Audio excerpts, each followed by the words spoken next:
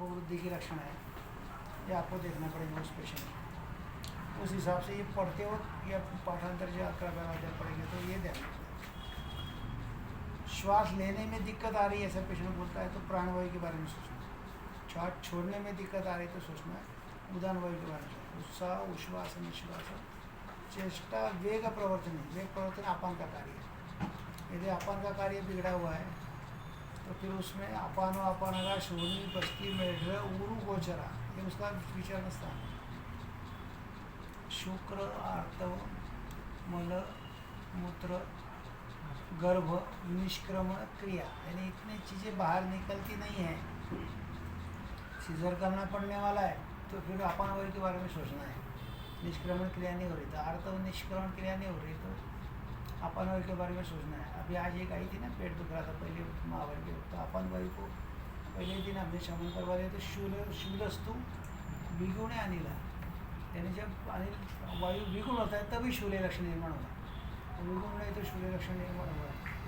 इसलिए उसको वायु का जो उद्भव स्थान है पक्षी, वहाँ एक बस्ती डाल दिया तो विगुण वायु बराबर सगुण हो जाएगा, यानी खुद के स्थान में आ जाएगा, तो उसे दर्द तुरंत कम हो जाएगा। इसलिए वो ये सब जो प्रकार है वो सब अपान के अधीन है। दिमाग पक्का रख के आपका कार्यक्रम शुरू होगा। इसलिए कल मैंने बताया था कि एडेनोमाइसिस का किसको तो भी लिखने को बोला था ना, एक को कोई भी जवाबदारी रखने को। उसमें क्या होता है तो गर्भाशय किससे बनता है, रक्त मांसाहार कौन सा है, शारीर स्थान निकालने का गर्भाशय की उत्पत्ति कौन से धातुओं से होती है, उस धातुओं के वृद्धि क्षय लक्षण आपको देखने हैं उस पेशेंट में। बल्कि यूटेरस आ गया कि समझना इसकी कहीं ना कहीं गड़बड़ है, बल्कि क्यों हो गया और सोचते ढूंढना है आपको। अपान वायु ने उसको श्रंस व्यास वजह स्वापो वगैरह उसके हिसाब से कुछ किया है क्या, और उस हिसाब से देखना है उसके बारे में। वो अचानक थोड़ी बल्कि हुआ, डिलीवरी के बाद बल्कि होगा तो भी नेचुरल सिंक होना चाहिए।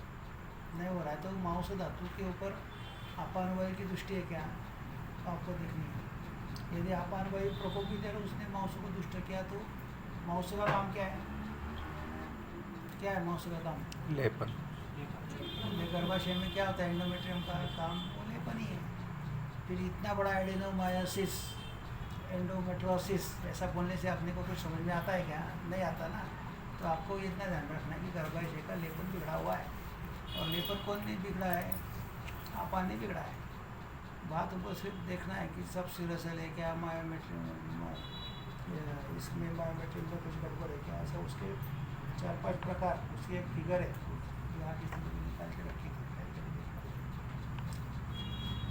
तो जब सोनोग्राफी पढ़ते हैं तुमको तुम्हारा पिक्चर क्लियर होना चाहिए। अरे इसको अपान की दृष्टि है, इसकी मांस धातु की दृष्टि है, इसको रक्त दृष्टि वाली ये चीज़ें खा रही है, दही नमक अचार पापड़ खा रही है, रक्त प्रदोषित विकार इसमें है, रक्त वृद्धि में जो भी लक्षण है, कुष्ठ वाताश्र पित्ताश्र कुशकामला वगैरह कुछ हुआ है कि उसको पीछे वाला, वो भी उसको गर्भाशय वाले को पकड़ना है, उस हिसाब से ध्यान देंगे।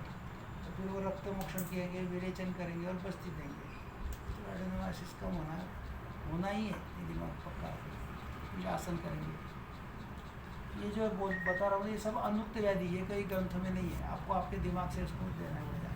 और तो दिमाग आपको चलने के लिए आपको 11-12 और इसलिए उत्साह, विश्वास, निश्वास, चेष्टा, वेग प्रवर्तनी, सम्यक गत्याच धातु ना, धातु की गति सम्यक कौन करता है, तो व्यान वायु करता है। और व्यान वायु क्या करता है, तो आहार रस को, रस धातु के उत्पन्न हुए रस धातु को लेके सब धातु में जाता है। आहार रस से बाय प्रोडक्ट अवलंबक कब बनता है, और मेन प्रोडक्ट रस धातु। रस धातु कहा जाता है हृदय मूलम, हृदय में जाता है। दश धमन्याश्य, हृदय में आके धमनी की तरफ कौन लेके जाएगा उसको, तो व्यान वायु लेके जाएगा। इसलिए रस, रक्त और शुक्र ये सार्वधिक है। यानी रस बिगड़ा तो रक्त बिगड़ेगा, रक्त बिगड़ा तो शुक्र बिगड़ेगा, शुक्र बिगड़ा है तो रस बिगड़ेगा। ध्यान में रखना। उसी हिसाब से उसका का हेतु कौन है, शुक्र, ये उसका रस का हेतु है, ये शुक्र दृष्टि का कारण, जो रक्त दृष्टि हेतु है, वो आपको उस पेशेंट में देखना जरूरी है, तो ही आपको समझना। समय व्यत्यास धातु हृदय मूलम दशधमन्याश, दशधमनी यानी क्या 10 एंडोक्राइन ग्लैंड है, पिट्यूटरी से लेके थायराइड से लेके पैंक्रियास से लेके स्प्लीन से लेके सब एंडोक्राइन ग्लैंड को सप्लाई लेके जाने वाला कौन है, तो रस धातु। फिर ये दशधमनिया को पोषण करने के बाद उपधातु भी बनाता है ना ज्ञान वायु कि उपधातु में वो पहला क्या बनाता है, तो उसका सबका पोषण होने के बाद आर्तों की उत्पत्ति, आर्तव निर्माण करता है और इसको स्टिमुलेट करते हैं, और वहाँ आर्तों की उत्पत्ति होने के बाद में 14वें दिन उसको मैच्योर करता है, 15वें दिन 16वें दिन वो रप्चर होता है। जैसे वो रप्चर होता है वैसा व्यान वायु उसका काम छोड़ देता है। और रप्चर हुआ जो श्रीबीज है या जो आर्तव है उसको यदि गर्भधारणा हो गई तो जो उपधातु का जो बनने वाला है उसकी प्रक्रिया बंद हो जाती है, फिर स्तन्य की दूसरे उपधातु की उत्पत्ति होती है। गर्भधारणा रह गई तो नहीं हुई तो स्तन्य की उत्पत्ति नहीं होती तो फिर रज की उत्पत्ति होती है। अभी रज निष्क्रमण क्रिया अपान के कार्य में नहीं आता, रज में भी निकलता नहीं। वहाँ का जो भी एंडोमेट्रियम वगैरह सब जो रक्त बाहर निकलता है वो निकालने के लिए, आर्तव निकालने के लिए आर्तव निष्क्रमण क्रिया बताया, जिसका इस्तेमाल नहीं हुआ वाया गया इसको निकालो बाहर, नहीं तो शरीर में तकलीफ देगा। जो उस जमाने में बताया, आज वो पीसीओडी पीसीओएस बोल बोल के थक जाते हैं, लेकिन ये निकाला क्यों नहीं है। तो फिर 14वें दिन के बाद 14 दिन तक रस धातु की और व्यान वायु की चिकित्सा आपको करनी है। रप्चर होने के बाद 15 दिन से 28वें दिन तक आपको अपान वायु के बारे में सोचना है। तो वहाँ वो पढ़ा है, फिर अपान ने उसको लिया है, फिर एंडोमेट्रियम छुड़ाना चालू कर दिया है। इसलिए देखो जहाँ जहाँ रज दुष्टि है या रज प्रवृत्ति प्रॉपर नहीं हो रही है उस पेशेंट को महावारी के 8 दिन पहले ही सब लक्षण देती है, 14 दिन पहले देती है। जैसे यहाँ आर्तों को गति प्रतिलोम है या आर्तों की उत्पत्ति है, महावारी पूरी साफ नहीं जा रही है तो पेशेंट बराबर तुमको बोलेगा कि महावारी के 8 दिन पहले छाती दुखती है, छाती जड़ लगती है, यानी वहाँ इधर अर्थ है कि वहाँ दूसरा धातु बनने की प्रक्रिया होने की कोशिश होना, स्तन गौरव होना, ये लक्षण आता है इसको।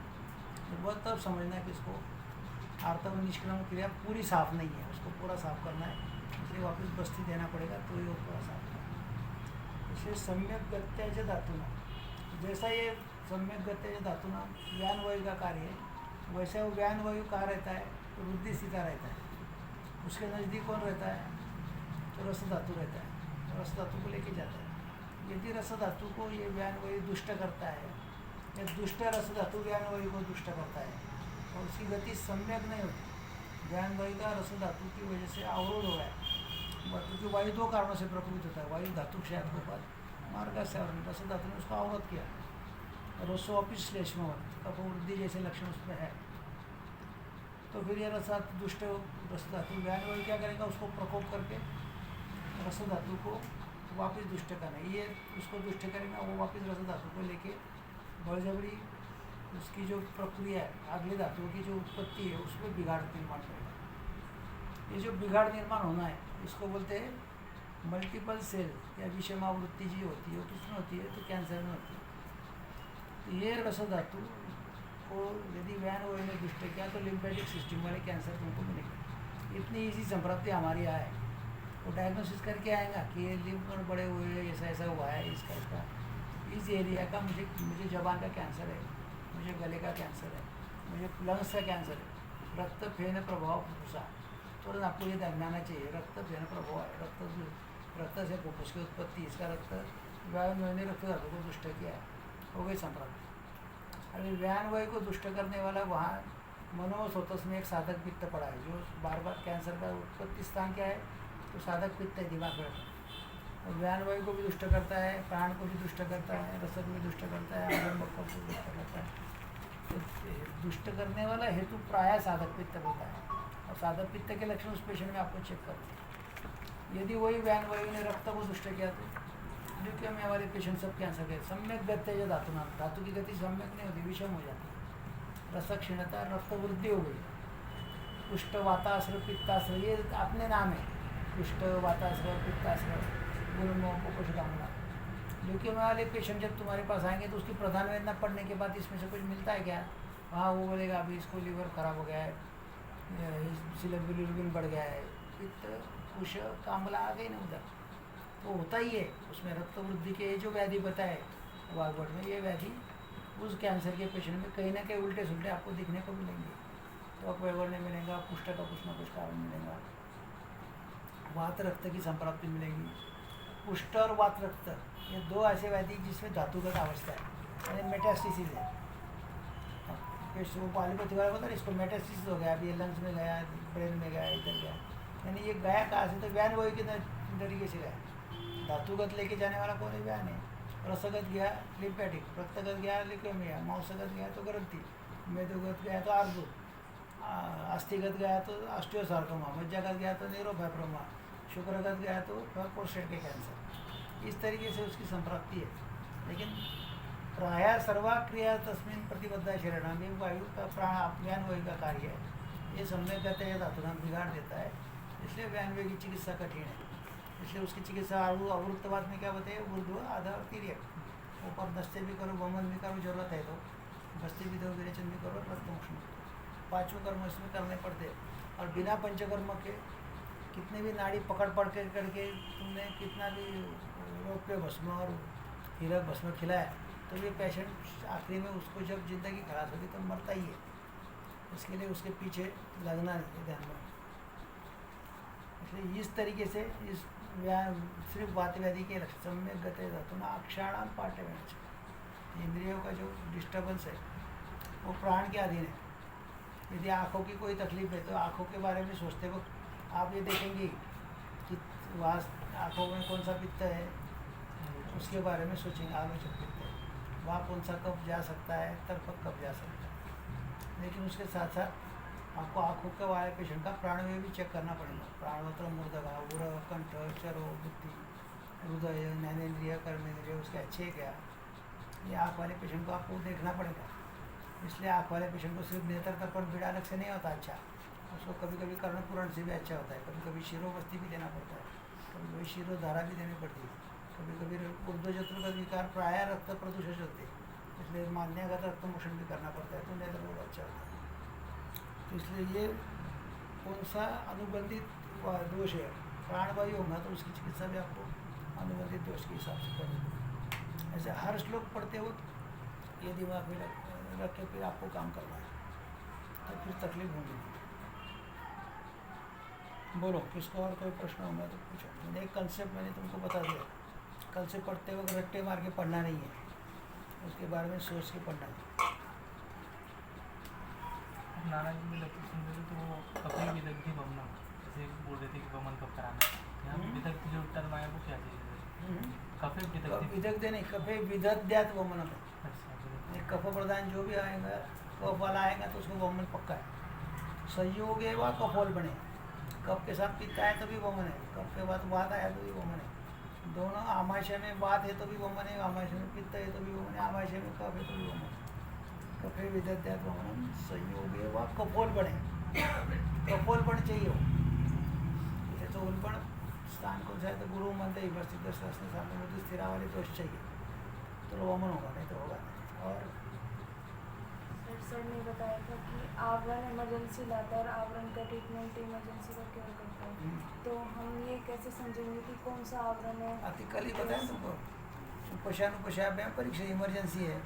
अभी पाँव में बहुत तकलीफ है, शूल है, तुरंत तुमको दर्द हो रहा है, तुम वाप दे दी तो पेशेंट चिल्लाने लगा, नहीं मुझे तकलीफ बढ़ रही है, तुमको समझना है इसको पित्त है, तुम तुरंत क्या करेंगी, वाप बंद कर देंगी, लेकिन रक्तमोक्षण करेंगे, उसको इमरजेंसी देखते हैं। सद्यो राग रुजा क्षमा, राग और रुजा कौन कम करता है? रक्तमोक्षण। वहाँ से नीडल डाल के 10 सीसीज खून निकाल दिया तो भी दर्द कम है। इसलिए तो कल आप सवेरे सोसाइटी का विश्वाची वाली आई थी ना भाई, उसमें रक्त प्रदोष बीमारी थी, रक्त दृष्टि के सब लक्षण है, पित्त की तकलीफ है। फिर वहाँ अग्निकर्म कहाँ करते हैं? तो अग्निकर्म ये सिर्फ निरामावस्था में करते हैं, और अग्निकर्म कहाँ करते हैं? तो सिर्फ स्थानिक करते हैं। जहाँ सर्वाधिक संप्राप्ति है वहाँ कभी भी अग्निकर्म फेल सक्सेस होता नहीं, वो 100% फेल ही होता है। मशक है और अग्निकर्म से निकाल दिया, बहुत सारे लोग फोटो निकाल के मशक का अग्निकर्म दिया, मशक जड़ से निकाल, जड़ से नहीं गया, क्योंकि वहाँ जो होता है ना, व्रण वस्तु न नश्यति, ऐसा शल्य तंत्र में सुश्रुत ने, व्रण वस्तु कभी नश्यति। तो भिंगा लगा तो वहाँ वो जला हुआ स्पॉट दिखता है, वो बोलता नहीं मैंने अग्निकर्म किया, एकदम ब्यूटी के हिसाब से किया है, कुछ दिखता नहीं, ऐसा सामने से नहीं दिखेगा। लेकिन वहाँ वर्ण वस्तु है तो न नश्यति, मैंने उसमें कोई चांस ही नहीं, तो वर्ण वस्तु वहाँ रहती है और फिर उसको वापस ब्लड सप्लाई मिल गया, दही नमक अचार पापड़ खाया कि वापस मसला तैयार। तो उसकी जहाँ सार्वधिक संप्राप्ति है, जब उद्भव स्थान की बिगाड़ है, आमाशय पश्चिमाशय पकोशय, वहाँ वेदन विदन ये क्या है, बिन काम का है। अभी टोस दिया अच्छा लगा, फिर पेशेंट को अच्छा लगता है, फिर जाता है। वेदन से जिंदगी भर का अच्छा हुआ पेशेंट कभी देखने को मिलेगा नहीं। वेदन के साथ यदि आप कोष्ठ की चिकित्सा करते तो 8 क्या 100 गुना ज़्यादा आपको रिजल्ट मिलेगा। यहाँ वेदन किया और उसके बाद में फिर और वेदन भी कहाँ करना है, तो उसके लिए गोप्टे जी का एक पुस्तक है, राघव गोप्टे जी का, वो मर्म आपको पढ़ने हैं, उसकी एनाटॉमी आपको पढ़नी है। वो एक में बाद में ऐसा है कि जिसे साइंटिफिक तरीके से वो वेदन बताए, बाकी कोई कहीं भी चमकता है, कोई भी पॉइंट दबा देता है, इसको मैंने मर्म किया, कुछ भी सुई चबाता है, कोई अग्नि वेदन विद्ध और अग्नि भी करवा देता है। वहाँ जहाँ रक्त दृष्टि है वहाँ कभी भी वो वेदन चलेगा, लेकिन अग्नि करने नहीं चलेगा।